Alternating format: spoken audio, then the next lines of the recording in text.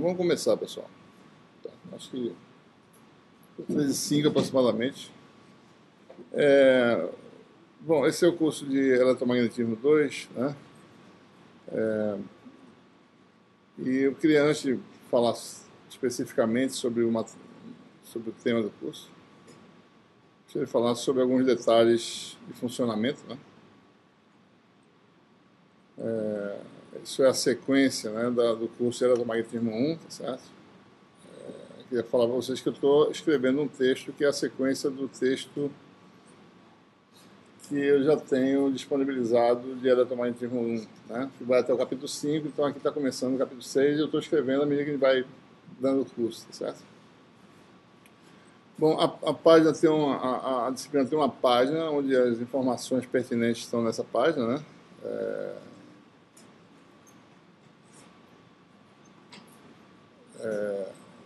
Além de videoaulas que vão ser disponibilizadas também no YouTube.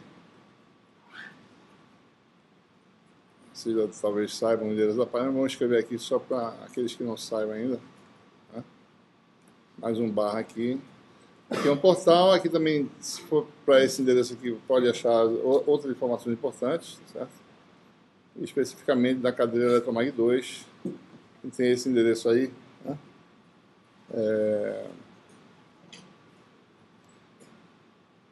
Nós criamos, acho que a maioria de vocês já se cadastrou, um grupo do Google, né? Onde ele pode disponibilizar informações rapidamente, certo? E essa informação está nessa página também, né? Certo? Nós temos já um cronograma da disciplina, certo? E esse cronograma nós teremos, como não sei se alguns de vocês já viram, mas nós teremos aí 6 avaliações, né? Esse tema é um tema, o time 2 é um pouco mais abstrato, certo? Tem muito mais material em termos de variedade de fenômenos em relação ao eletromagnetismo 1, certo? E a ideia é não concentrar muita matéria para fazer prova, certo? É tentar diluir e fazer exames mais objetivos, mais rápidos, certo?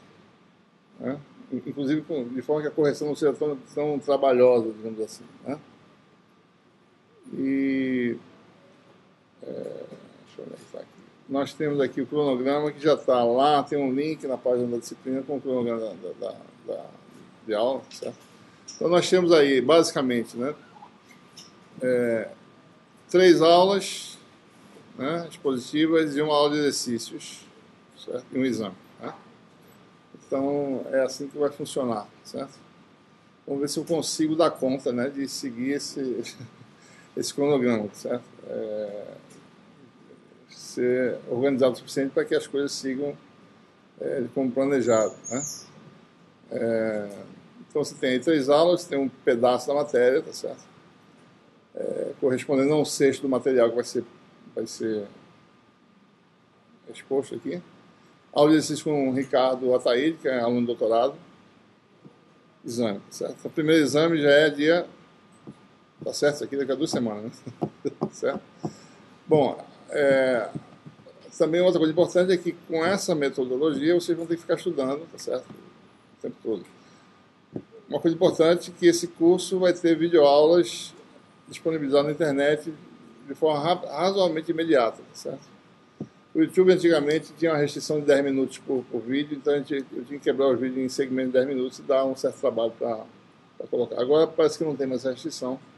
Você pode colocar o vídeo da aula completo, deixar fazendo upload, tá certo? Sem se preocupar com carregar vários vídeos e organizar esses vários vídeos, tá? Então isso vai ser fácil. Então olha aí, né? Primeiro exame, 25 de março, esse material aqui, lei de Faraday, de indutância, equações de Maxwell, teorema de Poynting, né? Programação do curso, tá certo? Segundo exame, 12 de abril, né? Certo? Já começa a falar em ondas eletromagnéticas, né? Ondas planas, etc.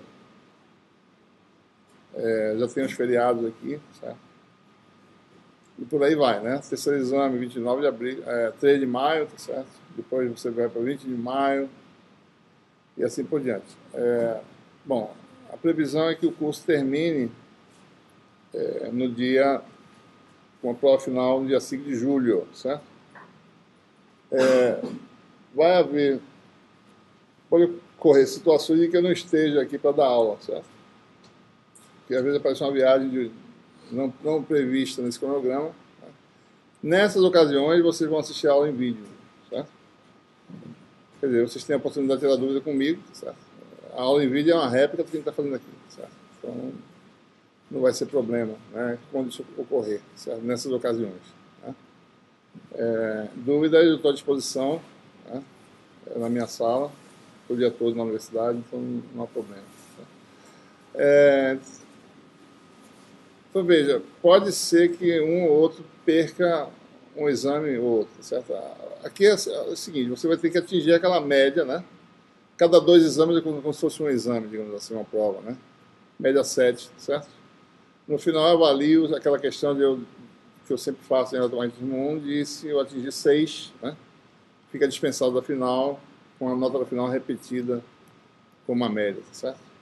Então, a gente analisa essa questão. Em geral, eu devo fazer isso. Né? Acho que isso é razoável, exatamente para descarregar um pouco, né? Quem não precisa mais provar muito, quem já conseguiu atingir 6, né? Não precisa mais provar muito que sabe, a menos que queira melhorar a nota, talvez, não sei. Mas talvez seja mais objetivo deixar a cadeira com essa média, digamos 6, e ir para frente e fazer outra coisa. Né? Está provado o conhecimento, digamos assim. Certo? Eu espero que eu faça exames mais objetivos, tá certo? Agora vocês têm que estudar, é claro, obviamente, né? Tem que saber do assunto, né? Mas a ideia é que os exames sejam mais objetivos.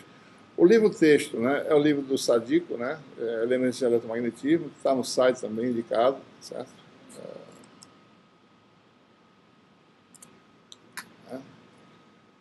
Eu só adotei. Esse livro tem um material que a gente vai tratar aqui. Tá? Então, é um livro, eu só escrevi o nome do autor, o sobrenome dele, né, vocês vão achar facilmente. Bom, esse livro ele tem em português. Essa é uma das razões pelas quais eu adotei esse livro. Certo? E tem um material que a gente vai tratar aqui. Há uma diferença nas coisas nos problemas do Sadico. Né? Ele tem muito problema numérico, né, com números, certo? Vocês podem fazer esses exercícios, eu vou indicar os exercícios indicados, mas a gente pode trabalhar também com situações literais, né? Porque às vezes é mais fácil avaliar quando a gente faz um problema literal, fica mais fácil de avaliar. Tá? Números às vezes saem cada um a resposta diferente da outra, então fica difícil você avaliar corretamente o conhecimento. Né? Vocês podem fazer os exercícios numéricos, mas sempre fiquem ligados para fazer a parte literal também, certo? Eu vou tentar, na medida do possível, indicar, à medida que eu for dando material, que capítulos ou que sessões do Sadico esse material corresponde. Certo? Esse de hoje eu poderia até ver aqui agora, certo? Eu posso indicar quando for dando aqui, certo? Porque nós estamos também escrevendo um texto, né? Que não vai seguir, quer dizer, o Sadico tem esse material, tá certo? Um pouco diferente. Em locais diferentes, eu estou juntando onde eu acho que é mais lógico juntar algumas informações, certo? Só para a gente ter uma ideia como é que vai ser estruturado o texto desse curso, né?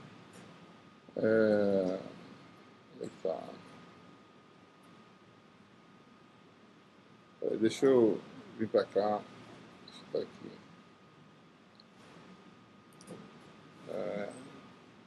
Tinha aberto agora, mas está indo para... Deixa eu coloquei o modem aqui, mas não está funcionando na internet. Deixa eu tentar achar. Está aqui, pronto. Bom, aqui é mais ou menos a distribuição de material do curso, certo? Na primeira parte, a gente vai estabelecer a conexão entre campos magnéticos e campos elétricos, que é ausente na parte estática, né, do curso, que é o Eletromagnetismo 1. Né? Então, eu falo de lei de Faraday, né, corrente de deslocamento, e com esses dois conceitos, a gente vai estabelecer as equações de Maxwell. Né? Então, essa seria a unidade 1, capítulo 6, no caso, desse livro que a gente está escrevendo aqui. Certo? A partir daí, você tem o próximo tópico, né? Ondas eletromagnéticas, capítulo 7. Você vai desde onda para uniforme, né? Dispersão, turning point, atenuação, etc. Então, isso aqui tem mais ou menos dois exames para isso aqui. Aqui também tem dois, certo? Depois vem reflexão e refração, interface, né? Alguns conceitos, como o ângulo de Brewster, reflexão interna total. Eu vou falar um pouquinho sobre interface entre meios transparentes e também interface entre meio transparente e absorvedor, que é algo que não se trata em alguns textos. Vai falar em linha de transmissão, né? Os parâmetros de linha de transmissão, cartas de Smith, casamento de impedância. Então, essas duas, isso aqui você já tem aí mais dois exames, basicamente, né? E, finalmente, guia de onda, cavidades ressoadores. Né? A gente vai falar só sobre guia retangular, ele vai comentar sobre outras estruturas, como fibras óticas e assim por diante. E, finalmente, princípios básicos de radiação em antenas, né? Só princípios básicos. Mais detalhes desse tema vocês vão encontrar num curso específico de antenas. Certo? Só quer mostrar, basicamente, qual é o princípio como é que as coisas funcionam. Né? Nós teremos videoaulas, como eu falei, né? Hoje eu devo colocar essa videoaula no ar. A bibliografia ainda eu não coloquei aqui, mas basicamente o sadico, né? E seria o elemento básico. Tem alguns links importantes aqui. Eu gostaria que vocês explorassem também, tá certo? Quando se for estudar o material de hoje, por exemplo, vão no YouTube, tem muitas demonstrações da lei de Faraday em vídeo. Né? Se vocês forem na página, vários canais do YouTube que eu tenho, eu sou inscrito em alguns canais que tem essas coisas. Certo? Vocês vão achar muitos experimentos interessantes. Né? Feitos assim, com materiais convencionais. Vocês vão ver coisas interessantes sendo demonstradas. Né? Então, existe uma riqueza de recursos na internet para vocês reforçarem os conceitos. Né? Vocês podem ver as coisas realmente acontecendo. Certo? Outra questão que alguém me perguntou se eu ia fazer revisão de Eletromag 1. Certo? Não dá para fazer. Né? Eletromag 1 não dá para fazer. Afortunadamente, o curso de Eletromag 1 também está disponível em vídeo. Então, quem quiser revisar alguma coisa, vai lá no link, né? E pode revisar. Quem não fez semestre passado ou no semestre atrasado, né? Quem não sabe que essas videoaulas já existem, mas quem quiser dar uma refrescada na matéria, ela está disponível, tá certo? No portal, né? E o portal tem um link para... Não sei onde é que ele foi parar agora. Vou olhar aqui. Ver se eu consigo abrir aqui para ele. Deixa eu ver se ele vai abrir.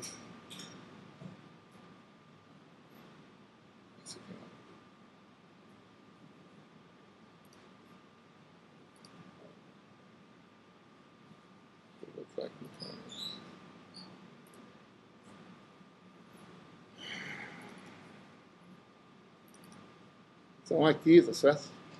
Tem vários cursos, né, em vídeo, né? Esses são dois cursos por graduação, isso aqui. E tem o curso de Eletromag 1 que está aqui, certo? Né? Essa parte da disciplina, na parte da disciplina vocês vão achar o canal que tem as videoaulas de Eletromag 1. Né? Isso aqui seria a nossa homepage, que também vai ter... bom, aqui também tem links, né? Para as cadeiras, tá certo? Aqui tem algumas simulações matemáticas, vocês podem ver algumas coisas para reforçar os conceitos, certo? Eu recomendo também, quem não se inscreveu no grupo, que se inscreva, né?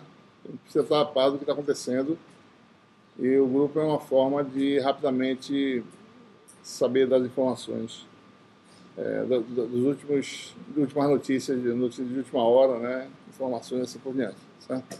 E eu recomendo também que mande com foto para poder identificar o indivíduo que está cadastrado. Certo? Alguém tem alguma pergunta? Antes que a gente comece especificamente a parte mais específica.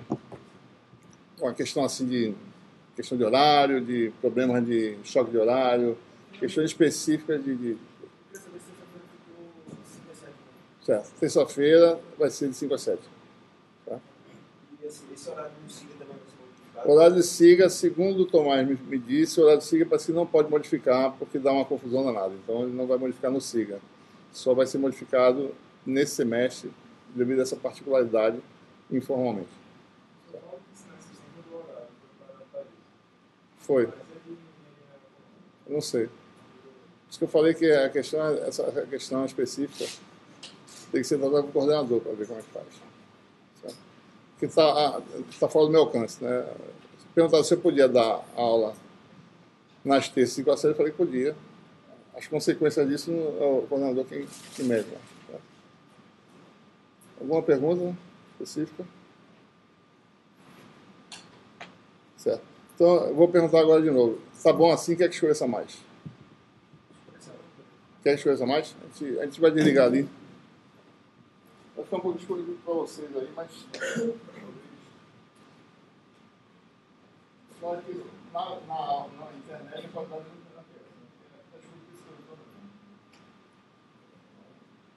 da tá. Tudo bem que tem outro porém também, que assim fica todo mundo com sono. Dá um certo sono. Além do assunto já ser complicado, ainda dá essa escuridão, certo? Muito bem. Nós começamos o nosso... Aqui na engenharia eletrônica nós temos duas disciplinas, eletromagnetismo 1 e 2. Né? A eletromagnetismo 1 trata exclusivamente dos fenômenos no regime estacionário, regime estático, né? Cargas fixas ou corrente estacionária, tá certo? Mas não há conexão nenhuma entre campos elétrico e magnético. Né? Então, deixa eu ligar aqui meu... Então, o curso de eletromagnetismo 2 começa com o primeiro fenômeno que mostra, né, uma conexão entre as grandezas, né, que é exatamente a lei de Faraday. Né?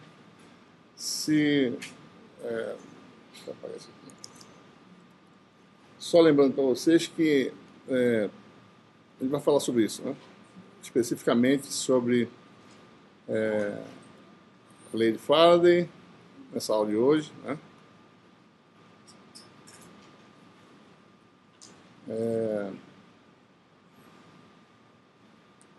E vai voltar a um tema que deveria ter sido tratado anteriormente, mas não pudemos tratar porque precisava da lei de Faraday, que é a questão da energia magnética, que não foi tocada no curso de eletromagnetismo 1, né?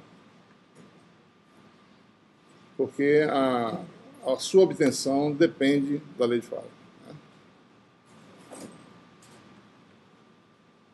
E, finalmente, um outro elemento importante que não foi falado no eletromagnetismo 1, que também dependia desses conceitos, que é o conceito de indutância. Né? Esse é o tema da aula de hoje. A separação, nosso curso, como eu já mostrei para vocês como é que ele vai ser, 6 partes, né? E, essencialmente, a gente vai chegar nas ondas eletromagnéticas e as aplicações das ondas eletromagnéticas. Mas, em 1920, né, Ørsted demonstrou, né, mais ou menos em 1920, Ørsted, ele fazendo um experimento em sala de aula, ele demonstrou que uma corrente elétrica, certo, mexia uma agulha magnética. Então, foi nesse momento que se começou a perceber que os fenômenos magnéticos eram, no fundo, devido ao movimento de cargas elétricas. Né? Essas cargas fixas não produzem nenhum efeito do tipo magnético, né? Que mexe em ímã, né?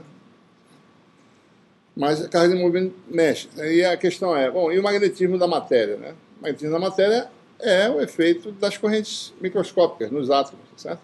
O efeito coletivo, né? Os dipolos magnéticos, que nada mais são do que as correntezinhas, certo? Atômicas, né? Em movimento coletivo, dando origem a um efeito como se fosse um circuito elétrico externo. Ou seja, o que esse efeito essencialmente demonstrou é uma corrente elétrica gera um efeito magnético.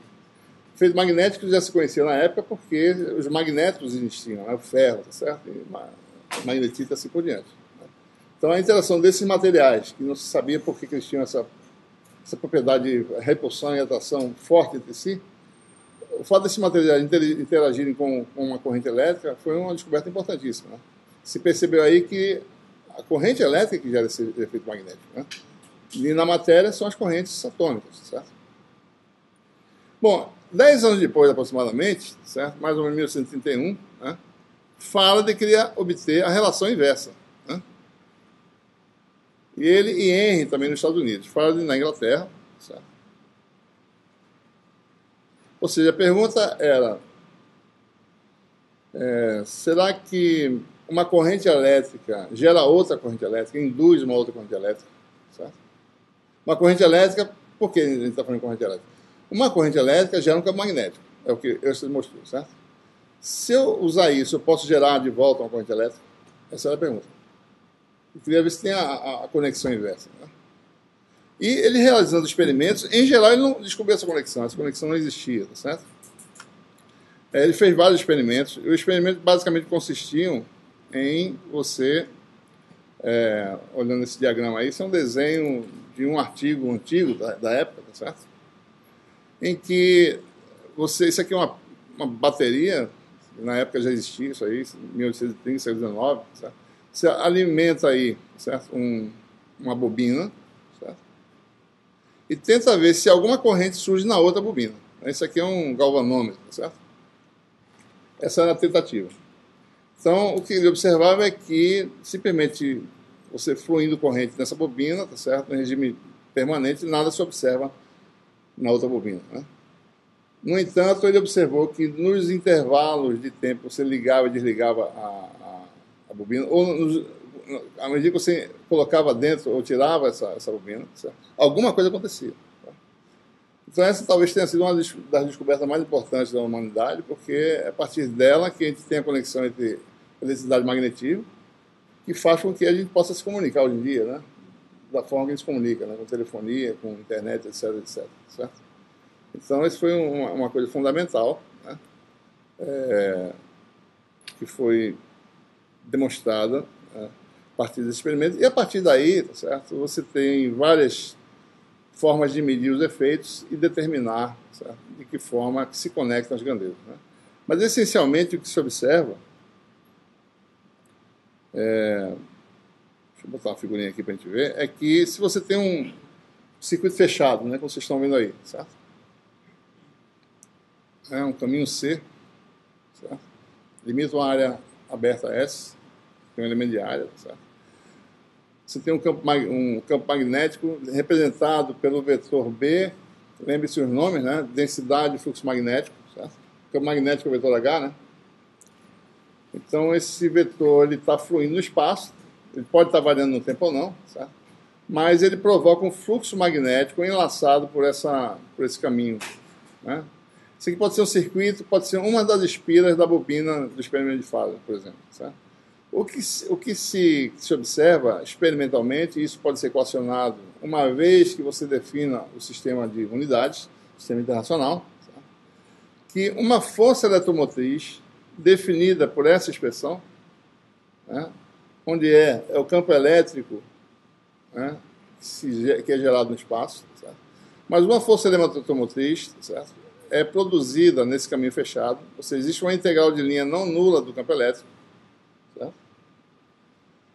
E essa força eletromotriz está relacionada de alguma forma com o fluxo magnético, né?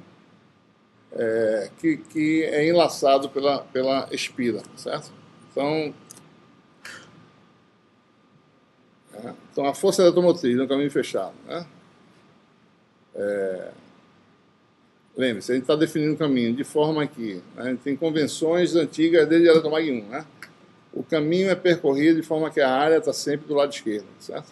Por quê? Porque isso vai definir a normal, né, em cada ponto da área, certo? O elemento de área ds, né? Área aberta S, certo? E você tem aí um campo B que flui no espaço, certo?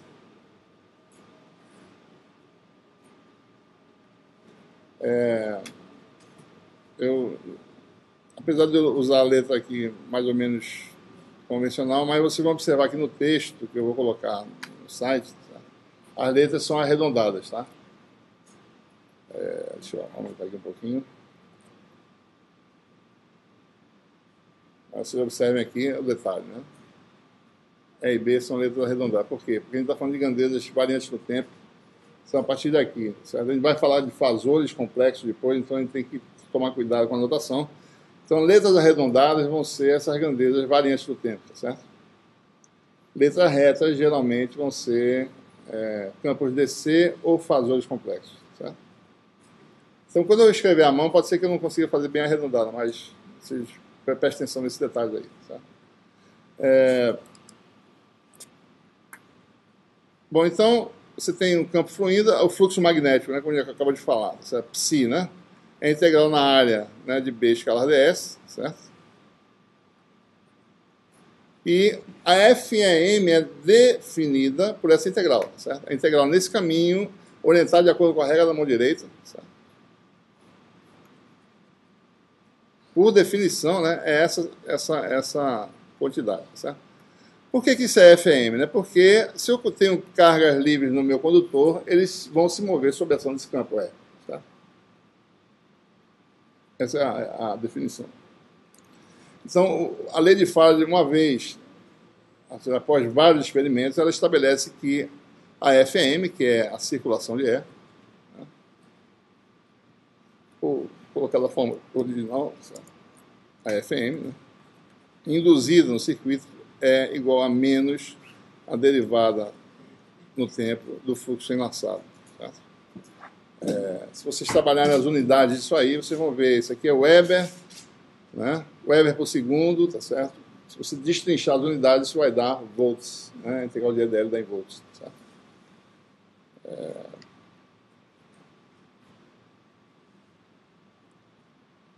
Equivalentemente, né, se você usar as equações, tem uma conexão agora que aparece entre campo elétrico e vetor densidade de fluxo magnético. A circulação do campo induzido no caminho C é menos a taxa de variação, né, do fluxo enlaçado, certo? Essa seria a lei macroscópica, né, a relação macroscópica de Faraday, certo? É importante observar esse sinal aqui, tá certo?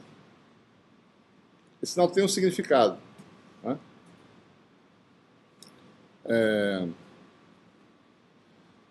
Qual o significado desse sinal? Vamos analisar aqui. Né? Deixa eu achar a figurinha aqui para vocês. Certo? Observem essa figura, né? O sinal, né, é tal que a corrente induzida tenda a produzir um campo que se opõe ao aumento do campo enlaçado pela espira. Certo? Nessa situação aqui, você tem o fluxo magnético aplicado aumentando, né? A resposta deve ser tal que a corrente que circule produz um fluxo magnético que se oponha a esse fluxo. Porque, caso contrário, essa, na realidade, é a lei de Lenz, né, que faz com que isso ocorra. Que explica isso, não faz com que isso ocorra. Isso ocorre, a lei de Lenz é a explicação para isso. No fundo, isso quer dizer o seguinte: ora, se fosse o contrário, tá certo? À medida que eu aplicasse um campo aumentando, eu obtivesse um campo reforçando, eu ia espontaneamente aumentar a energia. Certo? A tendência de sistemas é manter mais ou menos a energia constante perante uma súbita variação de energia. Certo? É tentar segurar a energia. Né? A gente pode ver isso melhor olhando esse outro exemplo aqui. Certo? Olha esse exemplo aqui. Você tem aí um exemplo simples, vocês vão ver vídeos mostrando esse tipo de coisa. Você pega um magneto e fica mexendo ele, certo? Numa espira, vocês vão ver o galvanômetro mostrando a corrente. Então, você tem uma espira de corrente. Aqui tem um fluxo, né, induzido, tá certo? O magneto você aproxima o magneto no sentido da espira, tá certo? Então, o campo magnético aponta do norte para o sul, né? Então, isso aqui, na realidade, seria... Eu vou desenhar por cima aqui, mas eu teria essas linhas de campo, tá certo? Seriam assim, né? Certo? Mais ou menos, certo? Indo para lá, né? O norte vem para cá, certo? Eu vou apagar só para a gente poder ver de novo, tá? Ou seja, a ideia é que você gera uma corrente induzida que vai produzir um campo que se opõe ao campo. O que acontece aqui Isso é equivalente, né, a um dipolozinho induzido, a uma barrinha magnética induzida.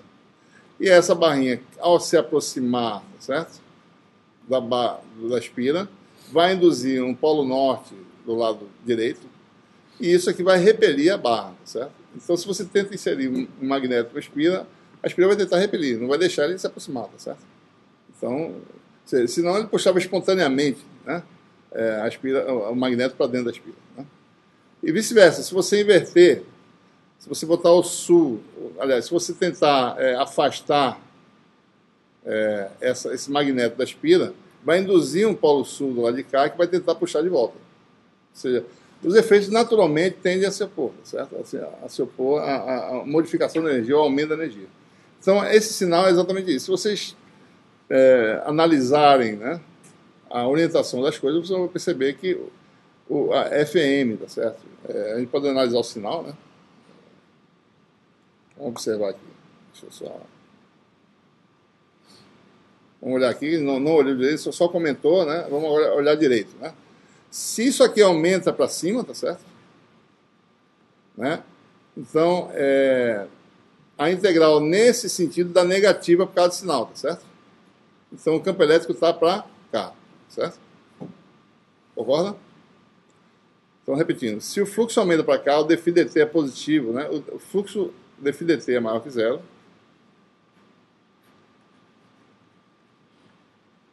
Se o fluxo para cima, né, maior que zero, então a circulação de ar nesse sentido aqui, que é FM, é negativa, tá? Quer dizer que o campo está para onde? Está para cá, então, está ao contrário, certo? E a corrente vai circular nesse sentido. A corrente nesse sentido vai gerar, tá certo, um fluxo induzido para baixo, né? Como está mostrado aí, tá? Essa é a consequência. Então, é que nem aquele exemplo dos polos, né? Você vem com magneto, o dipolo induzido vai ser um polo, certo?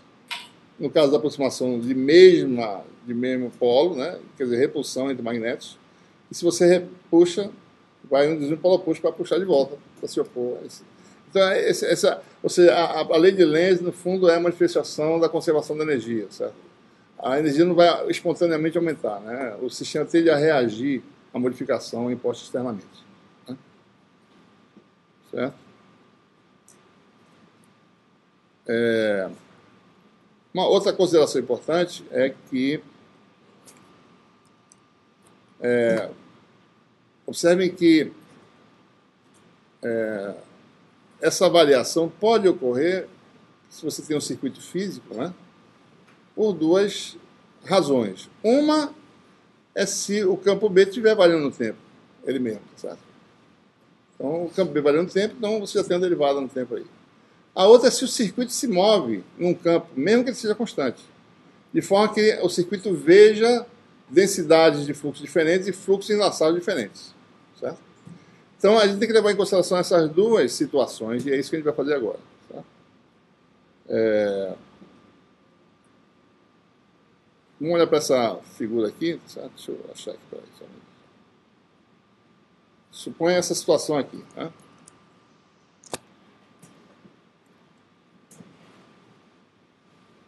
Suponha que você tem esse caso aqui. Você vai fazer umas continhas aqui e vocês vão ter que trabalhar lá. Deixa eu ver se eu consigo enquadrar isso aqui. Observe essa geometria aí. Você tem aí o sistema de coordenadas, né? Uma espira, que forma um caminho fechado, anormal, um elemento de área, tá certo? A localização desse elemento de área é x, certo? Essa espira se move, por exemplo, com uma velocidade constante v, certo?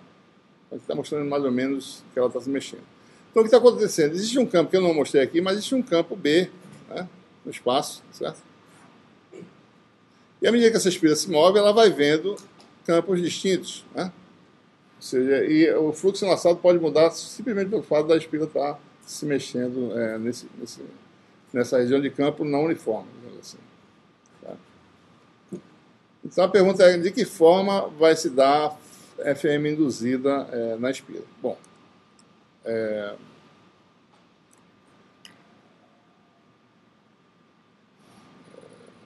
vou fazer uma algebrazinha, mas não vou fazer muito detalhe não, para a gente não perder muito tempo com isso, certo? Vocês façam isso aí.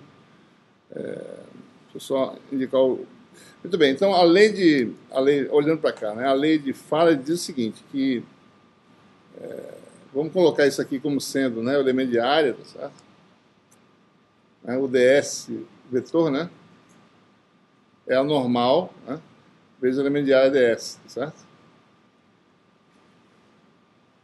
Vai jogar isso lá na lei de Faraday, né, então você tem, isso aqui vai dar, tem um sinal aqui que eu esqueci aqui. Ah, não, tá certo. Então, isso aqui vai dar menos DDT, né? Melhor ainda. Vamos colocar a derivada para dentro, menos a integral, tá certo? Observe que isso aqui, apesar do circuito se mexer no espaço, isso aqui, certo? Que é NDS, o elemento de área em si não muda. Quem muda é o produto escalar de B com N, tá certo? Então, isso aqui vai dar DS, DDT, de B escalar N, né? Então, ele precisa saber fazer essa derivada num circuito que se mexe, certo? O que está acontecendo é o seguinte, que o produto escalar de B com N está mudando, né? O elemento de área é fixo. Mesmo que você saia do lugar, tá certo? O elemento de área é sempre a mesma coisa, né? São diferenças de comprimento, tá certo?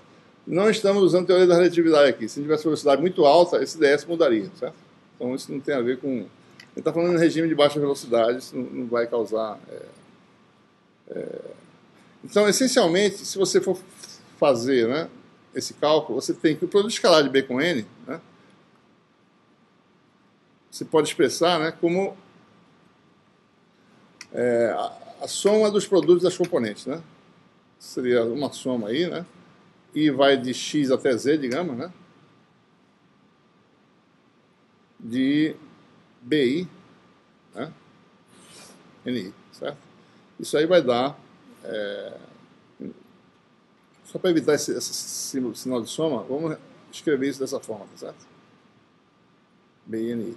Para escalar vai dar isso aí, né? Soma de BX, NX, componente X de N, N é normal, mais BY, NY, mais BZ, NZ, ou seja, vamos denotar essa soma só para esses pares aqui. Então, se você calcular a derivada no tempo disso, que é o que ele está fazendo, certo? Vai ser soma das derivadas, né? Essencialmente vai calcular a derivada disso aqui. Depois ele recompõe, certo? Então a gente quer saber então quem é a derivada disso. Na realidade, vamos representar dessa forma, né?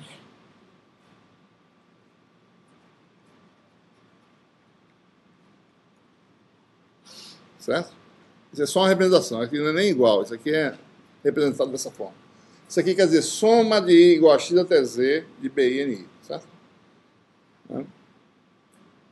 Ora, N também não varia, né? N não varia, a normal não varia, é o movimento de translação que a gente está falando, certo? Há situações em que isso pode acontecer, ele não está considerando aqui, está considerando o caso de translação, N, tá certo? Está orientado, sempre fixo, a translação, N transladando não muda, certo? Então, essencialmente, essa derivada aqui quer dizer NI, né? dBi dt, a derivada total, tá certo? Lembrem-se, né? Cada componente de B depende das coordenadas do ponto do espaço. E o ponto do espaço é o vetor posição x. O vetor posição x, por sua vez, tem componentes, né? Vou botar aqui embaixo. X. Vou colocar assim, né? X a x mais y a y mais z a z. Essas são as coordenadas de x. X, y e z, que são as coordenadas do elemento de área, variam com o tempo, porque eles estão se movendo no espaço, tá certo? Então é isso que a gente quer levar em consideração. Ou seja, B é função de tempo através do tempo t, explicitamente, e através das coordenadas do elemento de área, certo? Então a derivada de BI em relação ao tempo, que é isso aí, tá certo? Acabou aqui o papel, aqui para cima.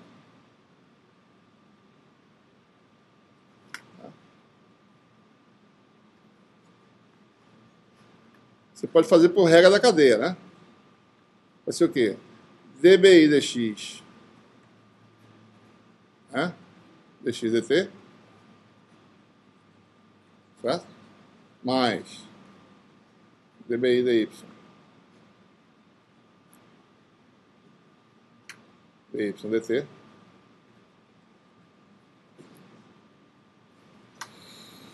mais dBi dz, dz dt, isso aqui é total, né? Mais a derivada explícita de B diretamente, porque tem um argumento, né? B depende de x, y, z e tempo, né? Então você deriva em relação ao tempo, pegando todas as derivadas possíveis, mais essa aqui, né? Mais dBi dt, que é a derivada parcial, né? A parte explícita do tempo que aparece pela função B, certo? Isso aqui é o produto escalar, né, de dois vetores, pessoal. Né? Lembre-se da nossa metodologia na Tomag 1, né? Isso aqui é o vetor que é as derivadas de x, y, z.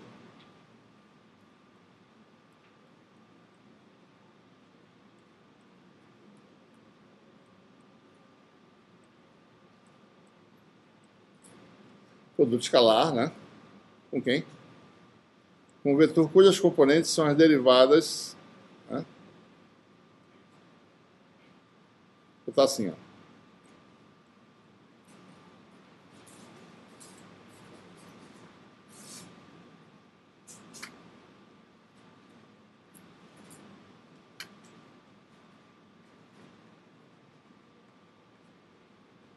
Isso aqui é uma função escalar, tá?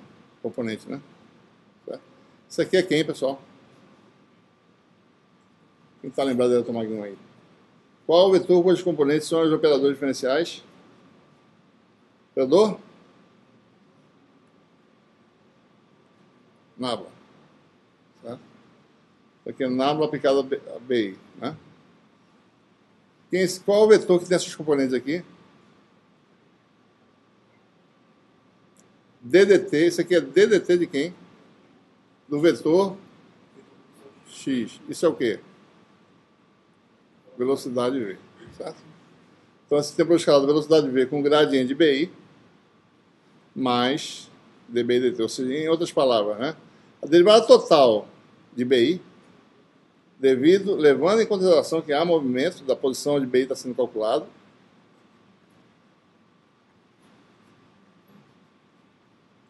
é velocidade do circuito, produto escalar com gradiente, né, de BI. Ou seja, se o B é fixo, tá certo? E o ângulo entre B e V é constante, gradiente de B, outras palavras, se B é fixo, B não varia no espaço, né, qualquer translação não vai mudar o fluxo enlaçado, porque gradiente de BI vai dar zero, certo? Então, então, se você tiver um campo que só varia no tempo, mas por alguma razão ele não varia com o espaço, com as coordenadas espaciais, esse primeiro termo não apareceria, né? Mas se você tem um campo não uniforme, o circuito vai ver, tá certo? Fluxos diferentes em pontos diferentes. Porque o campo varia no espaço, tá certo? Vai enlaçar diferentes quantidades de fluxo, né? Então esse é o resultado importante, tá certo?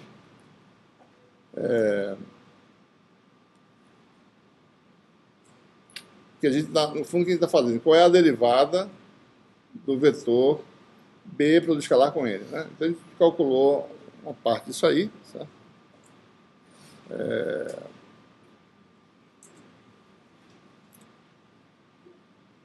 Bom,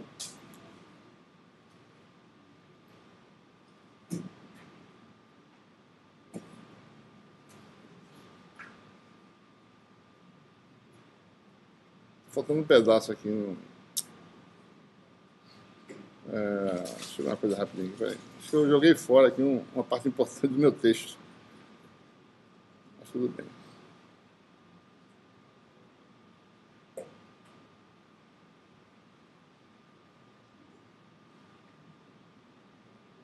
Ah, não, está na próxima. Muito bem, veja. Então, em outras palavras, se você usa essa equação básica, tá certo? Você pode mostrar, né, para não perder muito tempo nessa derivação, que reagrupando tudo, tá certo? Não vai ficar difícil vocês entenderem, né, que DDT fica para vocês fazerem essa derivação. Isso está na nota de aula, vocês acompanham e tentam fazer, tá certo? Mas essencialmente é isso aqui. Derivada do produto escalar de B com N, que é o que a gente começou a fazer, tá certo? Isso aqui é meio caminho andado já, certo? Mostrando isso aqui, o resto fica fácil.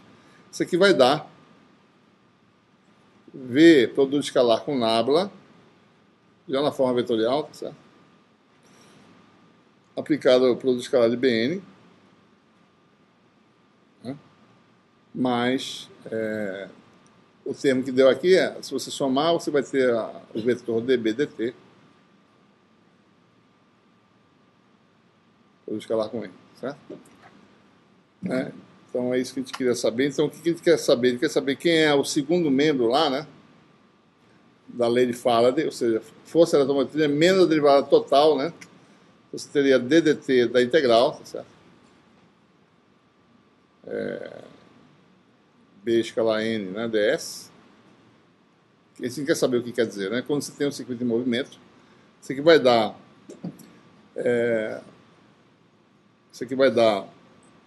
integral de superfície, né, desse termo que não depende de nada, nds escalar V nabla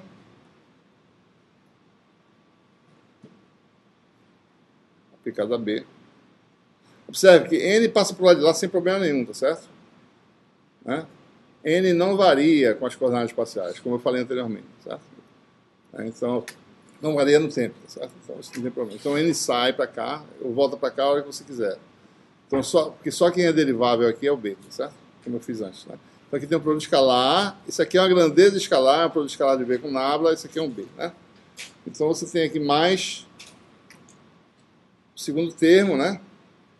Vai dar mais integral, né, de dB dt escalar nds, certo? Escalar o elemento diário, né? Então a derivada parcial de B, produto escalar com elemento diário, mais esse termo de velocidade. Se não tiver velocidade, isso aqui vai embora e você fica com a derivada total, é só a derivada, né, parcial aqui de B, e você faz isso aí, certo? A pergunta é o que isso aqui a gente não consegue interpretar o que isso quer dizer, tá certo? Isso aqui é muito complexo. Não dá para ter interpretação física em termos de coisas que a gente conhece, né? Por sorte, nós temos uma identidade vetorial daquelas que a gente nunca demonstra, né? Eu vou mostrar para vocês, tá certo? Mas acreditem que ela é verdadeira, né? Mas é a partir dela que a gente pode provar, tá certo? Essa identidadezinha aqui, né? Rotacional de dois vetores, produto vetorial entre eles, dá essa coisa todinha aqui, né? Certo? Se você usar o vetor U maiúsculo sendo a velocidade, o V maiúsculo sendo o vetor B, certo? Lembrando que a velocidade não varia, é constante, certo? Então um bocado de coisa que vai zerar, tá certo? Por exemplo, né? Vou botar aqui para a gente saber quem é, né? Vou botar assim, certo? Faz aqui. V vetorial B, certo? Aqui vai dar V, produto escalar com divergente de B, né? Aqui o pontinho, tá certo? B, divergente de U, que é a velocidade, certo? Velocidade nabla, né? Aplicado, né, ao B. E aqui você vai ter V maiúsculo, que é B, né? E o U maiúsculo, que é a velocidade V, certo? Então vamos lembrar de algumas coisas, princípios físicos importantes. B é um vetor de densidade de fluxo magnético. Sua divergência vale eletromagnético, pessoal. Vocês estão realmente muito frios, viu? Então vamos dar uma revisada boa aí. Existe monopolo magnético? Então divergente B é igual a zero, certo? E se não fosse zero, existia monopolo magnético, né? Então esse termo aqui dá zero, certo? Velocidade V não varia no espaço. V é constante, certo? Divergente de V dá zero, porque divergente é derivada, certo? Isso aqui vai embora. V divergente de U é o vetor velocidade V, certo? Mais uma vez, isso aqui é uma derivada de V, certo? A nabla, mesmo que seja para escalar com B, mas tem derivadas aqui. Derivadas vai dar zero aqui, certo? Isso aqui dá zero. Então, só sobrou esse termozinho aqui, ó. Certo? Ou seja, rotacional de V vetorial B é igual a menos V nabla, né, aplicado a B, certo? Por que a gente está querendo saber disso? Porque V nabla aplicado a B é exatamente aquele termozinho que estamos... V nabla aplicado a B está bem aqui, tá certo? É isso que a gente quer interpretar, o que ele quer dizer. V nabla aplicado a B é quem? Tira isso aqui, é menos rotacional de V vetorial B. Certo? Então nós ficamos com esse resultado, tá certo? Vai ficar menos rotacional de V vetorial B. Né? Você tem a derivada total do fluxo.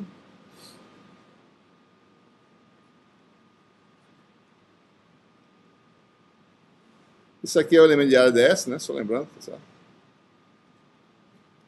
A integral de superfície, né? Isso aqui deu um menos, né? Então deixa eu botar um menos. Menos. Aqui, ó. Isso aqui deu menos isso aqui, certo? Menos integral de ds do rotacional do produto vetorial de V com B.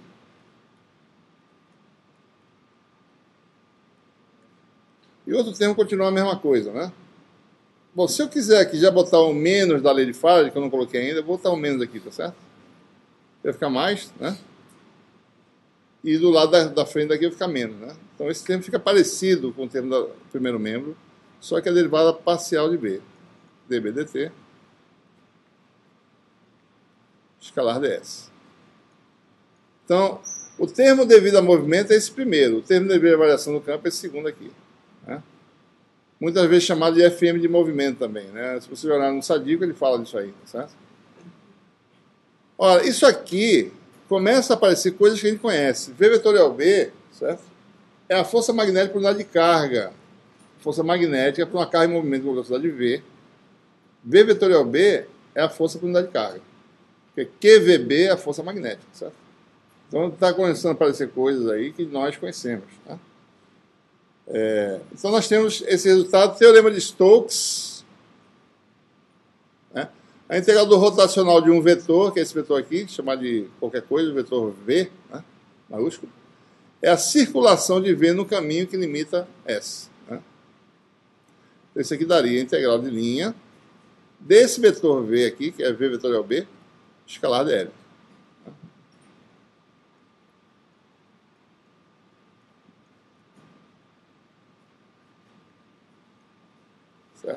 Então, essa é a consequência de você ter uma espira em movimento. A FM induzida, que é a circulação de... Vamos botar na forma envolvendo o campo, né? Circulação de EDL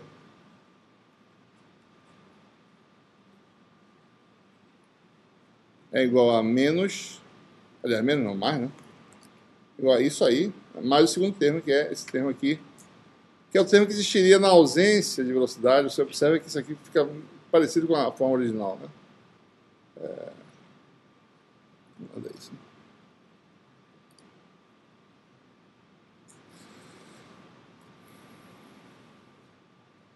Então desce na frente aqui, ds, todo escalar, né? Então dB dt, certo? Esse é o resultado. Uma espira que se move com velocidade v, constante, certo? Experimenta uma FM que é a soma de dois termos. A FM de movimento, que é essa aqui, e essa devido às variações no tempo do próprio B, certo? Por que deu isso aqui, certo? Mesmo sem saber a lei de Faraday, suponha que a gente tivesse um campo fixo, né, uma espira se movendo num campo fixo, certo? Ora, os elétrons livres de um condutor, suponha que você tem aqui uma barra qualquer, certo? Uma barra condutora, né? Se movendo num campo B, certo? Imagina isso aí. Esqueça quem sabe a lei de Faraday. Vamos usar princípios básicos apenas, certo? Suponha que essa barra se mova com velocidade v, perto de um campo parado, um campo que está a descer, um campo constante, certo? Ora, os portadores de carga livre, tá certo? Que tem carga aqui, cada um deles vai experimentar uma força, porque os portadores estão se mexendo com velocidade v. Qual é a força que eles vão experimentar? Uma força magnética dada por Q V vetorial B. O que acontece com o portador num condutor, tá certo? Se ele está sujeito a uma força. Para onde está essa força? V vetorial B está saindo, está para cá, tá certo? Então, a força num portador de carga aqui vai fazer com que ele se mexa o condutor para cá. Então, os portadores vão fazer isso. Tudo se passa como se ele estivesse sentindo um campo, certo? Dado por isso aqui, certo? É como se existisse um campo induzido dado por isso aqui, certo? Porque eles estão se mexendo nesse campo.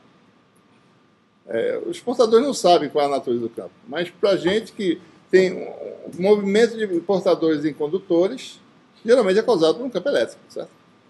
Então, essa na realidade é a razão da existência do primeiro termo. A gente fez matematicamente, provou que ele apareceria, mas mesmo se saber a lei de Faraday, se eu pegasse uma barra e movesse, ou qualquer espira, se movesse num campo, tá certo? Eu ia sempre experimentar uma força que ia me dar um campo aí fictício, um campo de FM, esse campo e o efeito global é como se eu tivesse um FM no circuito, né? Seria a integral de linha desse campo. Olha ele aqui, ó.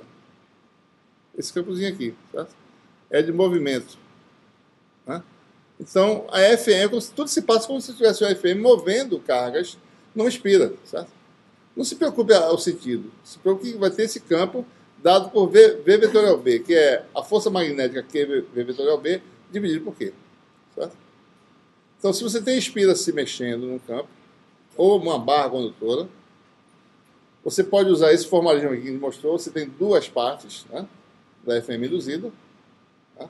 Ou você pode separadamente computar a FMN devido à força magnética, certo? E a FM devido à variação do tempo do campo magnético. Certo? E somar as duas coisas. Né? Existem outras situações interessantes também, certo? Por exemplo, a normal aqui, a normal não varia no tempo, né? Você tem translação do circuito, a normal está sempre fazendo isso, certo? Ora, você tem situações em motores de corrente contínua, por exemplo, em que uma espira roda num campo magnético, certo? Nesse caso, a normal está rodando. Não é difícil calcular o fluxo como função do tempo, o dφdt, certo? Vai ficar para vocês analisar essa questão como exercício depois, certo? Você analisar, bom, se você tem uma espira, né? Digamos, botar ela assim, né? E essa espira está rodando em torno desse eixo, certo? Você tem um campo aqui fixo. Não é difícil calcular. Né? Supõe que o campo é constante, certo? Se você olhar aqui de lado, né, num determinado instante de tempo, aqui está a espira, certo? Aqui está o campo, né? Aqui está a normal espira. Se a velocidade aqui é ômega, né? A velocidade angular é ômega, isso aqui é um ângulo da ordem de ômega t. Então não é difícil calcular o produto escalar de B com N, vai ver que é uma função do tempo, tá certo? Calcular o fluxo é calcular a integral nessa superfície em que a projeção de B com N varia com o tempo.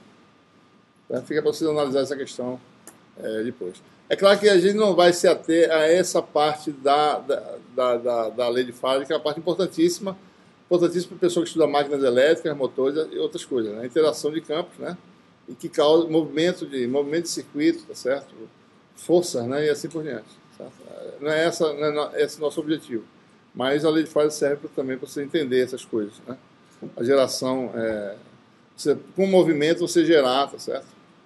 Né? Num gerador, né? Hidroelétrico, você tem a água que roda um circuito que tem um núcleo de ferro que você tem um campo variável, no tempo você gera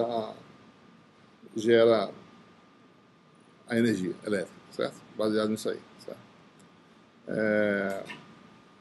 Muito bem. Bom, então, para vocês verem que a gente tem que analisar situações. Bom, mas veja, a essência da lei de Faraday é que ela não depende da existência do circuito no espaço, certo? Eu posso estar num ponto de espaço, começar a avaliar o meu campo B, eu quero medir nessa região do espaço, aparece um campo elétrico, né, em torno desse campo B. É isso a essência. Certo? Então, esquecendo a questão de movimento, né, se você tem um sistema de referência, né, você observa o efeito no espaço, esqueça o circuito agora, certo? O fato é que se eu variar no tempo o campo B, no espaço, eu vou produzir em seu entorno, tá certo? Né? Um campo E. Certo? E agora, fixando as coordenadas espaciais, onde eu estou medindo esse campo E, não estou mais me movendo mais, esqueço o circuito. Vamos olhar agora para o espaço. Né? Então, se eu for analisar a conexão entre o campo induzido e o campo aplicado, eu vou ver que a circulação de E, no caminho fechado, eu estou programando já, certo? Não tem mais movimento, então é só o segundo termo, tá certo? É menos integral de superfície de B escalar ds. Tá?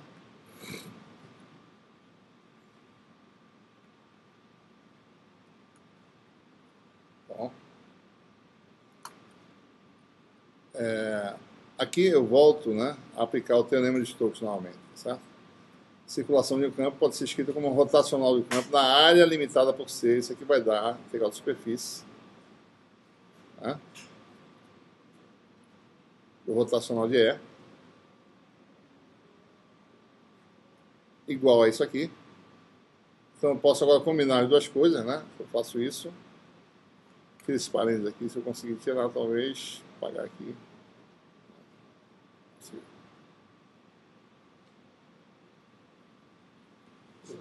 Diga. Aqui está falando DDT, né, na realidade. Aqui é menos dBdt. Aonde? Aonde você fala? Está faltando alguma coisa. É verdade. Está faltando uma derivada, né?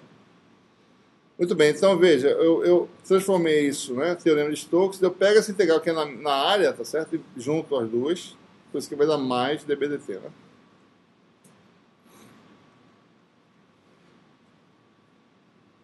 Certo? A gente obtém esse resultado.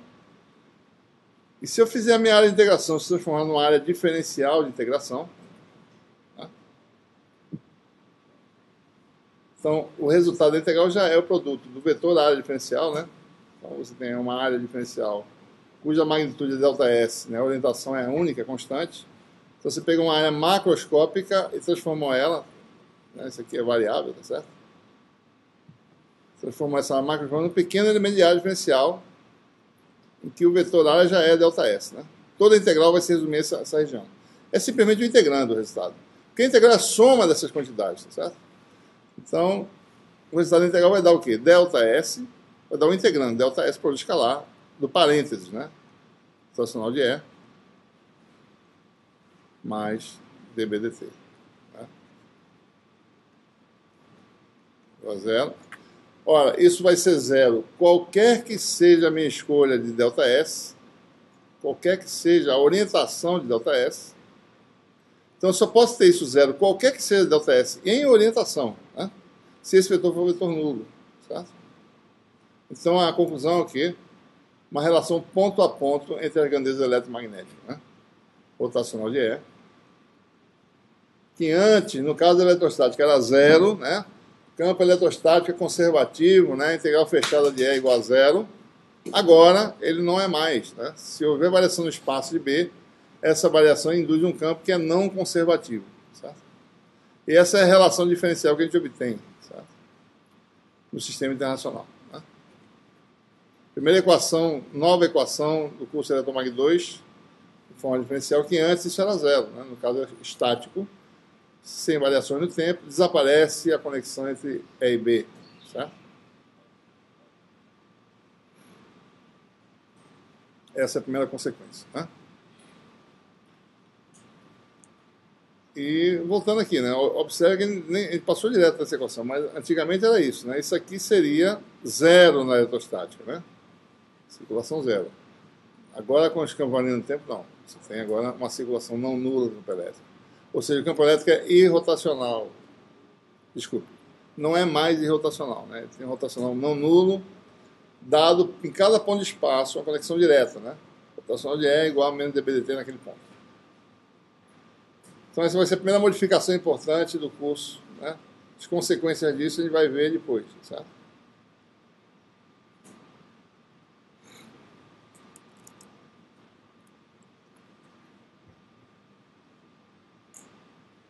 bem. Bom, agora a gente sabe mais ou menos como as coisas funcionam, pelo menos quando o campo B varia, ele induz um FM, né, em sua vizinhança. Né? Vamos voltar à questão agora da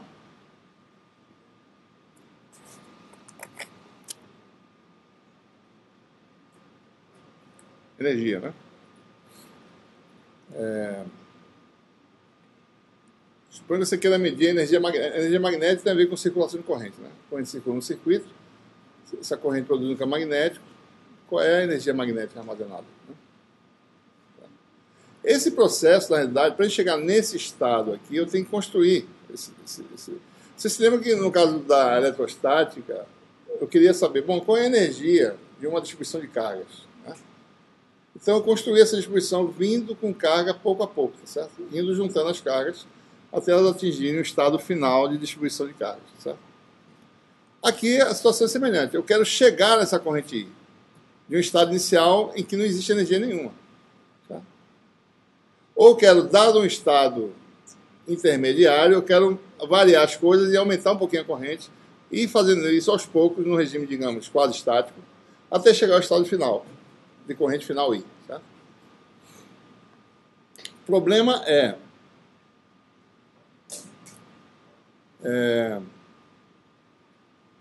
à medida que eu vario essa corrente, ela produz um fluxo, certo? Que tende a provocar uma FM induzida no circuito, devido à lei de Faraday. Antes eu não podia falar desse assunto porque a gente não usava a lei de Faraday, não tinha chegado na lei de Faraday. Mas agora essa é a questão, certo?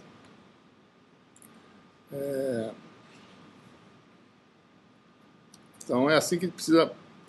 Então, à medida que você ajusta a corrente, certo?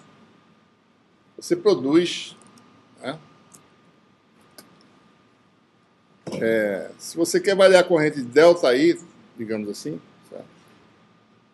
Ou você quer variar o fluxo de uma pequena quantidade, né? Você produz uma FM, né? Devido a essa quantidade, igual a menos ΔPsi, onde Psi é o fluxo enlaçado pelo circuito, ΔT. Certo?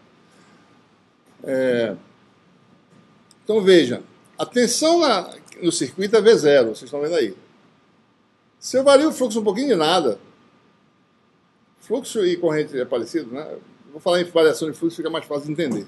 Se eu vario o fluxo de um pouquinho de nada, aparece uma FM dada por menos dψ dt. Então o circuito, certo? Passaria de uma tensão, ele sairia do seu ponto de operação, sairia de V0 para V0 mais essa força eletromotriz.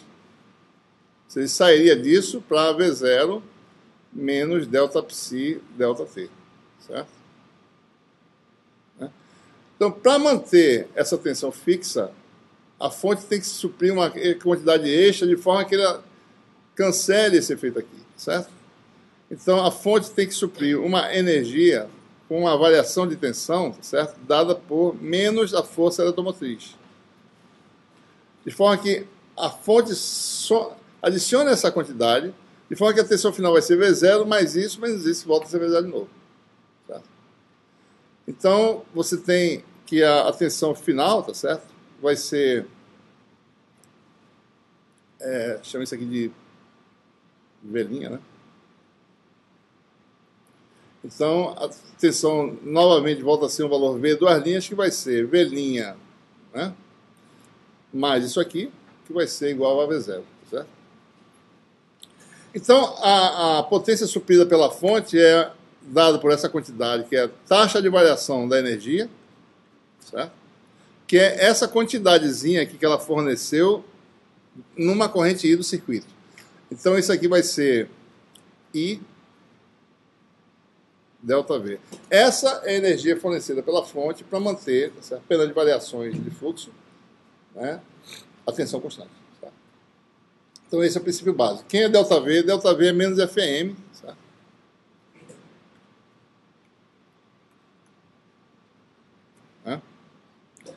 E FM é dψ dt, né? Sinal trocado. Então, a taxa de variação de energia simplesmente é dada por isso aqui.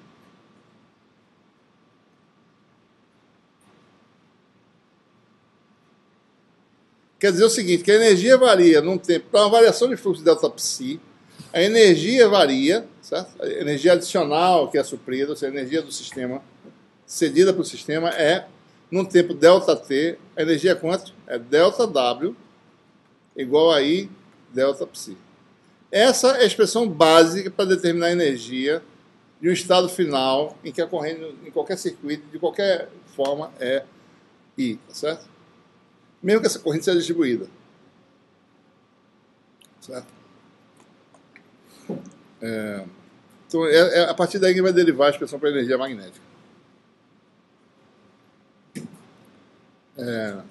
Muito bem. Só que a situação é bem mais complexa do que um circuito. A gente quer um volume de corrente. No volume de corrente tem uma densidade de corrente. Né? A gente tem que quebrar esse volume em circuitos equivalentes àquele circuito lá. Sabe? Por exemplo, você tem essa figura aqui.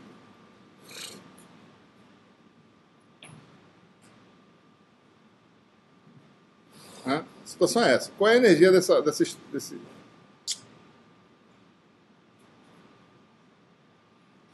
Qual é a energia, certo? Dessa distribuição de corrente que está nesse volume V aqui? Certo? Esse volume V está sujeito a uma distribuição de corrente J, essa distribuição produz um campo B. Certo?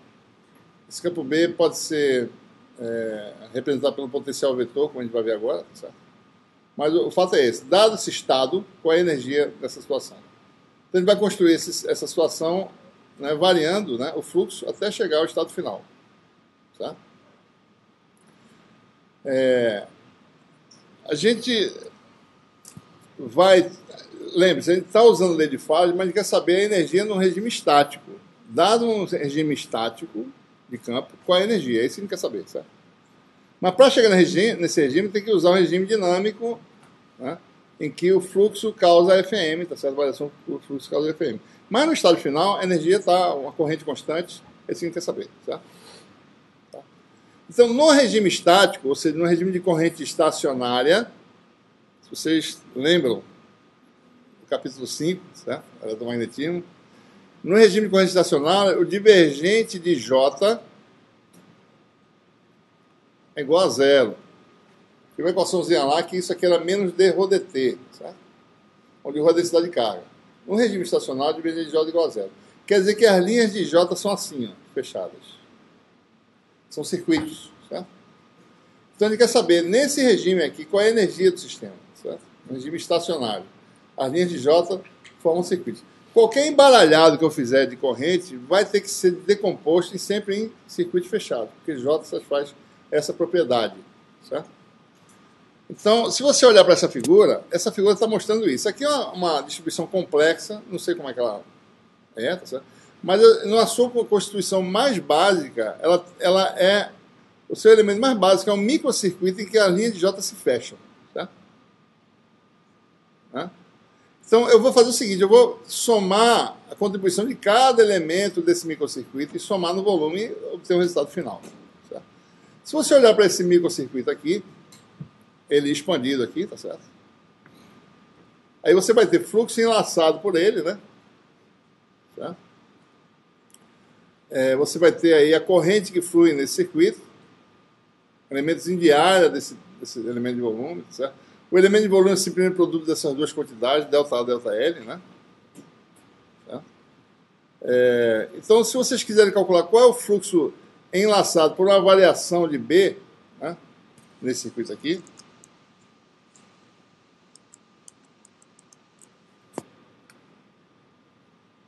vou fazer mais simples, né? Aqui está tentar fazer uma seção transversal. Aqui está mais ou menos o circuito que ele está falando, né?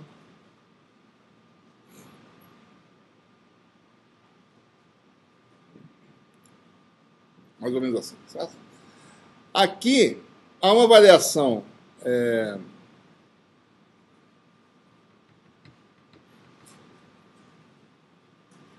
se B varia um pouquinho de lado no espaço, ele vai me provocar uma variação de fluxo enlaçado ΔW, aliás, a energia, no caso, desculpa, vai ser igual A variação de energia devido à variação de fluxo nesse microcircuito aqui vai ser a corrente que passa nessa seção transversal aqui, tá certo? Que a gente chamou aqui no caso, né? Observe que a gente tem que usar várias diferenciais, né? A corrente que atravessa um elemento de área delta maiúsculo é delta maiúsculo I, certo? Então, pelo nosso princípio básico lá, que é... Cadê? Onde é que está a equação? Que a variação de energia é a corrente que passa vezes o fluxo enlaçado por essa espira, tá? Só que a nossa corrente agora é ΔI, é só um pedacinho do meu todo lá, ΔI, certo? E o fluxo enlaçado é isso aqui, né? Então, isso aqui vai dar... Ou seja, para aquele microcircuito, a energia, devido à variação de fluxo, vai ser a corrente daquele circuito, que é ΔI, vezes a variação de fluxo, que é ΔPsi. Esse fluxo é fluxo enlaçado por um microcircuito, certo? ΔI, por sua vez, é a densidade de corrente. Olhem para a figura aqui. Aqui tem a densidade de corrente vezes a área, tá certo? Esse circuito está orientado na direção das linhas de corrente. Tá?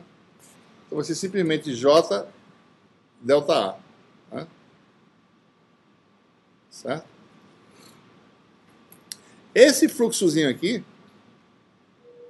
por sua vez, é fluxo enlaçado pela área, né? Por essa área aqui. Tem uma pequena integral aqui, tá certo?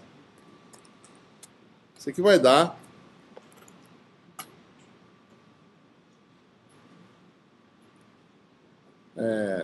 a corrente, né? Não, aqui é a corrente. Isso aqui vai dar, desculpa. Isso aqui vai dar a integral. Né? Isso aqui é pequena variação do campo, produz uma pequena variação de fluxo. Isso aqui vai ser o campo, pequena variação de campo, que é ΔB, tá? Integrado na área limitado pelo circuitozinho aí, tá? Nessa área aqui, NDS, né? Escalar NDS. Certo? Então, juntando essas coisas, eu tenho o produto dessas duas. O ΔW, a variação de energia vai ser J ΔA, integral de ΔB. ΔA é a seção transversal, viu, pessoal? Do fio, né? E ΔS é o elemento de área da área limitada pelo fio, pelo espio, certo? ΔB, escalar N ds, né? Posso reagrupar as coisas aqui, certo? Desculpe, pessoal, mas eu tenho que usar relações que vocês podem estar esquecidos, né? Como eu falei, eu não posso revisar e tomar em um, certo? Mas existe uma conexão entre potencial vetor e vetor B, né? B é igual ao rotacional de A, certo? Onde A é o potencial vetor, né? Nós temos potencial escalar, né? É menos gradiente de φ. Potencial vetor, B igual ao rotacional de A, onde é o potencial vetor, né? O seu vetor tem expressões para ele, certo? E ΔB seria, então, no caso, o rotacional do associado a ele, que é o ΔA. Né? Certo? Então, essa integral, pelo teorema de Stokes, a integral do rotacional nessa área, né? Na área limitada pelo circuito lá, tá? Só se mostrar para vocês lembrarem, né? Nessa área aqui, integral do rotacional de ΔA vezes ds, né? ds, né? N rotacional de ΔA. E teorema de Stokes agora vai me dar que isso é a circulação disso aqui no caminho fechado C, tá certo? Caminho fechado C, eu vou mostrar de novo aqui. Esse caminho aqui, ó. Essa área ΔA é muito pequena, né? Isso aqui vai dar circulação. Vou botar assim, sem o símbolo fechado, né? De ΔA escalar dl, certo? Então, isso aqui, no fundo, é isso aqui, certo? Então, observe que isso aqui vai dar o quê, né? Deixa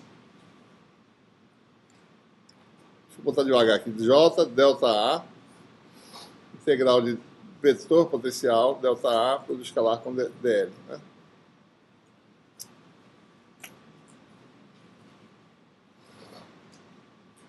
certo? Eu posso agora aglutinar as coisas, né?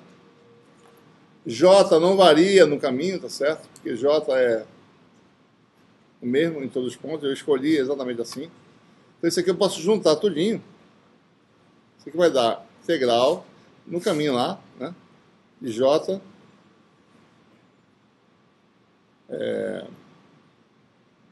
Botar assim. Delta A, produto escalar com... botar assim, dl vezes j, dl vetor j, que não é vetor, vezes delta A. Ora, j está orientado no sentido de dl. Eu posso escrever isso aqui dessa forma assim, ó, dl sem ser vetor e j sendo vetor, tá certo? Eu fico agora com dlj delta A. Isso aqui é integral sobre c de j escalar delta A vezes dl vezes delta A. A gente chega no elemento fundamental que a gente queria, tá certo?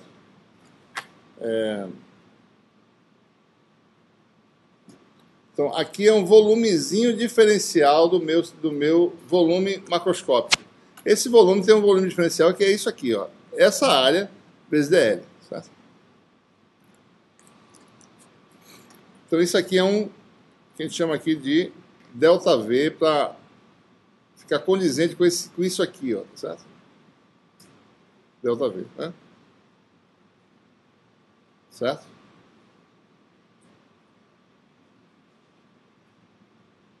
Ou seja, aquele pedacinho de circuito dá um pedaço de energia.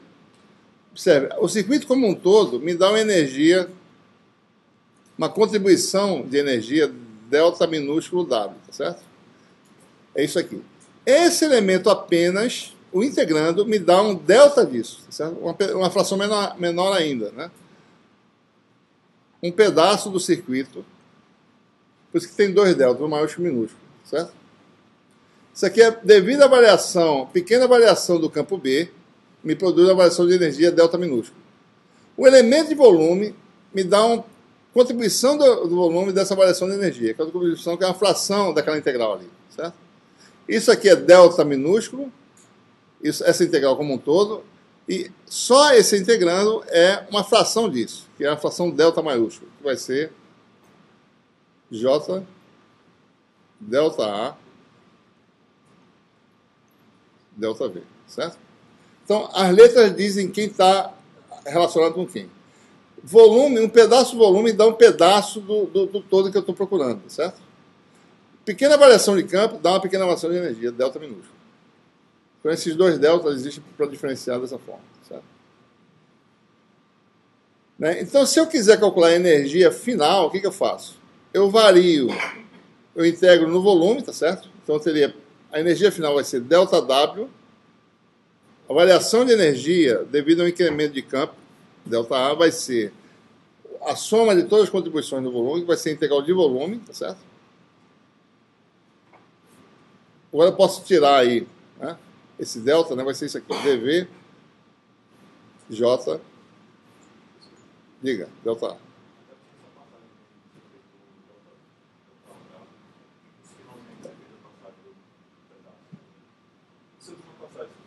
Qual?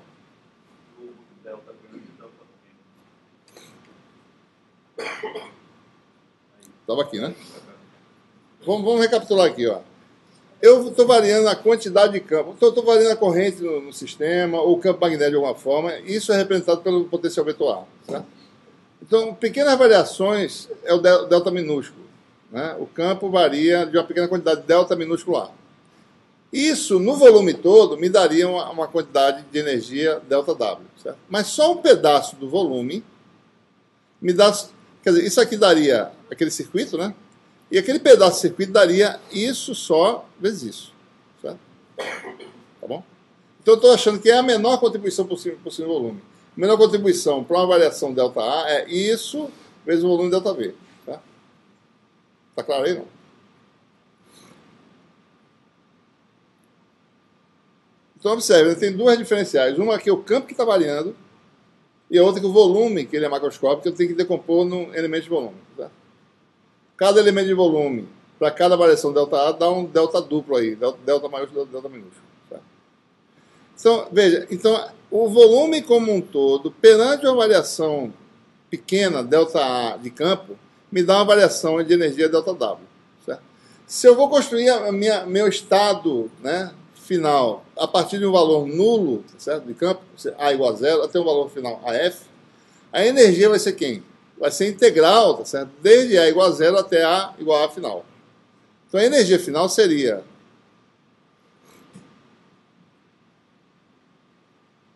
então, suponha, vamos recapitular, né? Que o meu campo A, que é o campo B, que é uma representação de B, ele varia de 0 até um valor final, certo? Acompanhando essa variação, o J vai junto. O J varia de 0 até um valor final. Certo? Como essas coisas se relacionam depende do meio que você está envolvido, no meu caso agora. Certo? Então, qual é o valor, qual vai ser a energia? Então, olhando para cá. Então, o volume dá uma variação de energia de ΔA, dá isso aqui. Então, para a variante de 0 até o valor final, integral em A, entendeu? Integral em A. Vou fazer mais fácil. Então, a energia.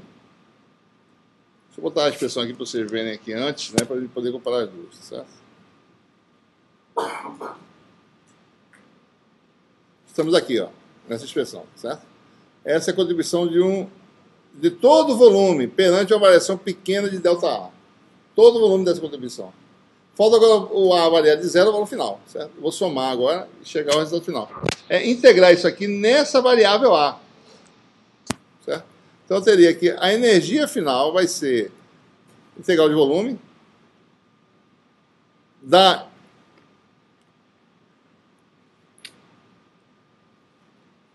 integral no campo. Observe essa integral maluca que eu vou escrever aqui, tá certo? De 0 até o limite superior é um vetor, tá certo? Vamos entender já o que quer dizer isso, tá? Mas eu quero variar A de 0 ao valor final AF. Aqui quer dizer que a F tem 3 componentes, né? Quando a componente X vale AF AXF, a Y vale AYF, a Z vale AZF.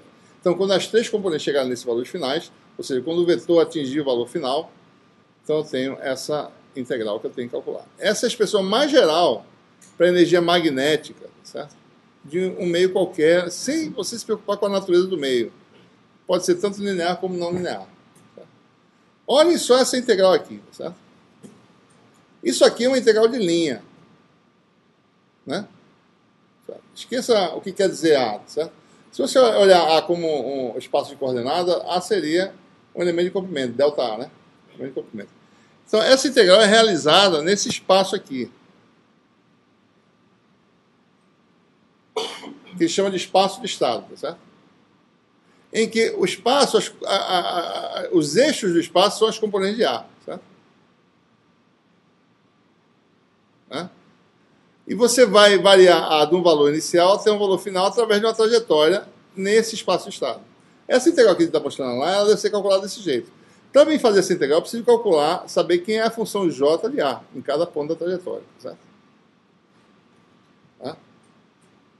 A densidade de corrente varia com A de que forma? Tá?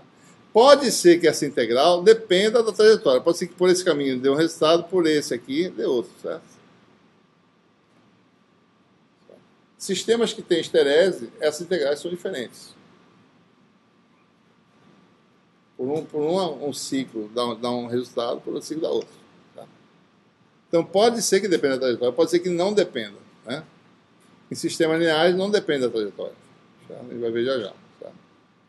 Mas o significado da integral é esse simbólico. A gente nunca vai calcular as integrais, não se preocupe, tá certo? Nunca vai, só estou mostrando como é que seria formalmente calcular a energia do sistema, seria assim. Certo?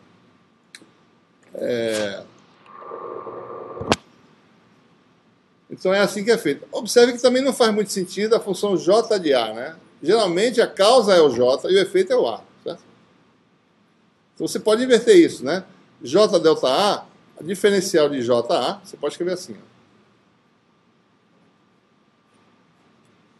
é igual a J delta A, né? Mais A delta J, certo? É a regra da cadeia, né? Diferencial do produto. Então eu posso parametrizar ao contrário, posso parametrizar a integração em termos do J e não do A. J é a variável independente e A depende de J, que é o que faz sentido. Se você se lembra, o potencial vetor é expresso em termos da distribuição de corrente. Você sabe a função de J, em geral, e não J de A, né? Você não sabe o contrário. Então eu posso fazer isso. Então isso aqui é a mudança de variável. A integração, se eu integrar aqui, certo? Né? Se eu fizer integral, então isso aqui vai ter um valor final, né? Integral de delta JA, de 0 até o valor final, que é o produto escalar dessas duas grandezas, JF, produto escalar com a F, né? Isso aqui vai dar o quê, né? A integral de J delta A, que é o que está aqui em cima, que eu não quero usar, né? Só para não... Vai ser J integral de J delta A, de 0 até a F, né? Eu vou substituir, tá certo?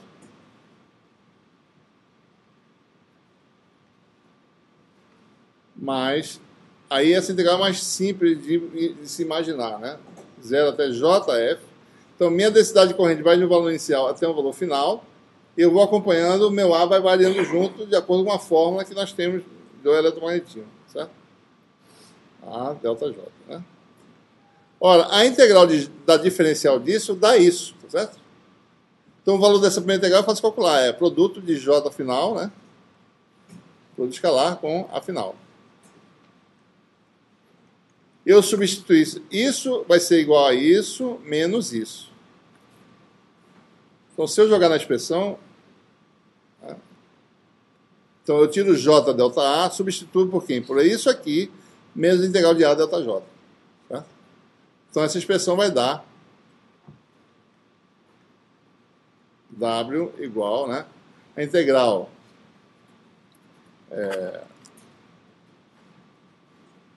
resultado da integral já deu, tá certo?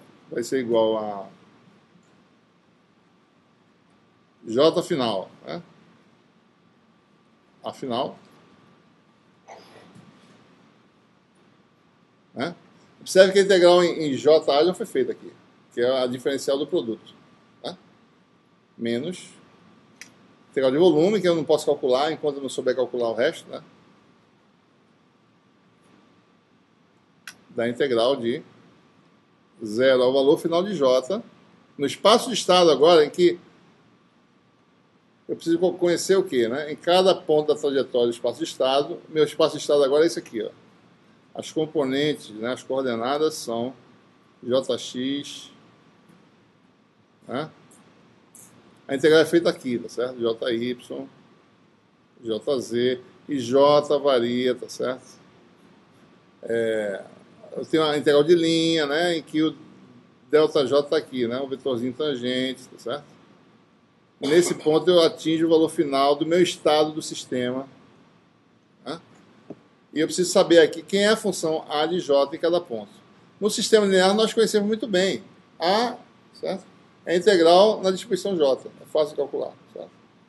Em outras situações é mais complexo, né? Certo? Então essa expressão geral para energia, né? Vamos falar de sistemas lineares, certo? Não da cadeira que vocês estão fazendo, mas de sistemas lineares em que A e J são linearmente relacionados. Só lembrando para vocês, né? Para a distribuição de corrente, o potencial vetor no sistema linear no vácuo é dado por dV', né? μ0 J de x' sobre 4π módulo da diferença. Tem uma conexão direta. Se eu variar J e ΔJ, eu sei quem é que é A, certo? Se eu duplicar J, eu duplico A. A relação é linear, certo? Então, observe, né? Em cada ponto, eu posso sempre escrever que J, eu estou variando J de 0 ao valor final JF. Em cada ponto dessa variação, eu posso sempre dizer que J é um fator de escala K vezes o valor final JF. Em que K é um número que vai de 0 a 1, certo? Ou seja, J é colinear com JF em todos os instantes da trajetória no espaço de estado. E variar J de 0 a JF vai variar K de 0 a 1. Certo? Ora, A de J pode ser escrito como A de KJF. Tá? Como o sistema é linear, A do produto de uma constante vezes J, tá certo? É K vezes A do argumento. Sistema linear. Isso aqui é K vezes A de JF. Certo? E A de JF é o valor final de A. Certo? Isso aqui é K vezes AF. Né? Certo? Para que isso tudo? Né? Porque a integral fica simples de calcular. Certo? Integral de 0 a JF de A delta J, usando o parâmetro K, né? Isso aqui vai ser igual a quem? A é K vezes o valor final, uma fração do valor final.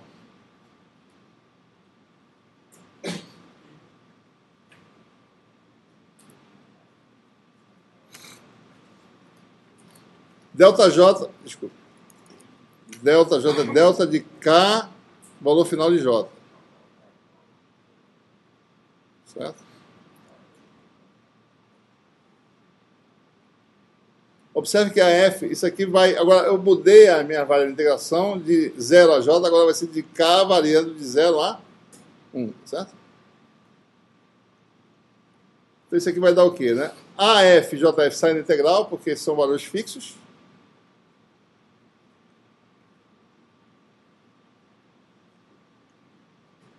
Integral de 0 a 1. K delta K. Isso aqui dá K2 sobre 2, que dá 1,5. Isso aqui vai dar A escalar J sobre 2.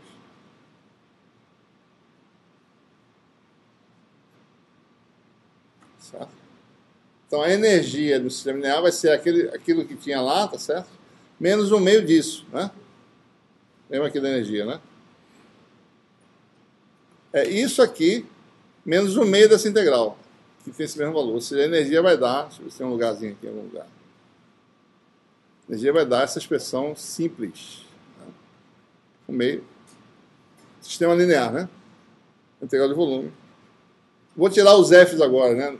Se a distribuição de corrente do sistema é J e o potencial vetor é A, então a energia do sistema vai ser integral de J escalar A. Certo? Esse é o resultado que a gente obtém, né? Certo? Essa energia está expressa no ponto de vista da fonte do campo. Se vocês estão lembrados da eletrostática, né? Eu falei, ponto de vista da fonte,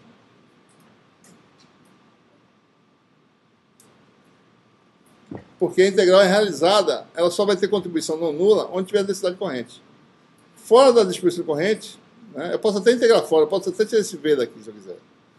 Fora do volume de corrente, a integral dá zero, porque não tem J. J é igual a zero, fora do volume de corrente. Certo? Então, por isso que a gente fala que isso aqui está expresso em termos da fonte do campo. Certo? O tempo está um pouco avançado, né? Eu deixo como exercício para vocês provarem, que está provado na nota de aula, que eu vou colocar no site, mas vocês usando a relação entre campo, né, e potencial vetor, né, a gente pode transformar essas expressões no ponto de vista do campo em si. Certo? Você pode mostrar que para o sistema geral, né, a energia, colocar só as expressões, vocês vão ter alguma familiaridade com elas, certo? São coisas semelhantes, só que agora a expressão é feita na fonte do campo, né? Então, observe, uma distribuição de corrente produz no espaço uma distribuição de campo, né? Qual é a energia dessa distribuição de campo? A gente pode reexpressar isso, usar a equação, né, que governa a conexão entre B e H, B e J, né? Usar isso aqui, ó. J é igual a rotacional de H, tá certo? Uma das equações de Maxwell, né? E delta A, delta B é rotacional de delta A. A gente vai da expressão geral para para energia no ponto de vista da fonte, chega na expressão, nessas expressões aqui, certo?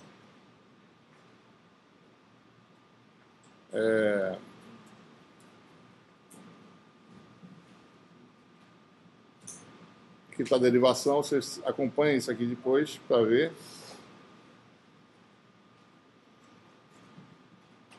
A expressão que a gente obtém originalmente é essa aqui, certo?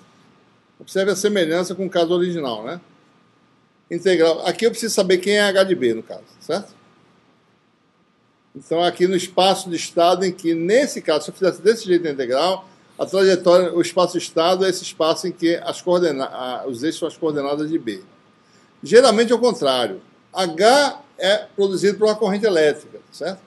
E B é conectado a H pelo meio material. Então, geralmente é o contrário. Você não sabe H de B, você sabe B de H. Apesar de não ser impossível fazer isso, a inversão. Então, da mesma forma que eu fiz anteriormente, a gente pode também obter essa expressão alternativa aqui, ó, em que agora eu preciso saber quem é B de H, certo? Isso aqui, né? A variável independente é H, no caso. Eu vario H de zero ao valor final, que quer dizer variar a corrente de zero ao valor final, e vejo como é que B se conecta com H em cada ponto da trajetória. Então, aqui eu preciso saber B de H, isso aqui, certo? Ok? Esse é o caso geral, e da mesma forma que eu fiz na derivação do potencial vetor, a gente pode mostrar, tá certo? Isso aqui não tem esse V não, isso aqui não existe, tá certo? Que a energia de um sistema linear é dada por essa expressão simples, né? 1/2 da integral de volume de BH, integral essa realizada em todo o espaço. Porque uma vez que você coloca uma distribuição de corrente no espaço, todo o espaço vai ser permeado com campo, mesmo lá no infinito, só que o campo vai ser muito fraco. Então você tem que pegar todos os volumes do espaço e calcular o campo daquele volume e calcular essa integral, certo? Então essa é a energia do sistema linear. Lembre-se que a energia elétrica, se eu botar aqui um WB, né? A elétrica tem um jeitinho parecido, né? E o sistema linear é 1/2 da integral de volume de D escalar E, né? Certo? Essa expressão que a gente obteve lá atrás, no caso da eletrostática, certo? Agora a gente tem uma expressão muito análoga, as coisas são muito assim, se fecham muito, de forma muito precisa, né, nessas equações de máquina, certo? Então, energia integral em todo o espaço de BH, certo? A gente ia dar hoje indutores, indutância, mas não vai dar, não vai ser possível, certo? Vamos pensar de alguma forma na próxima aula, né?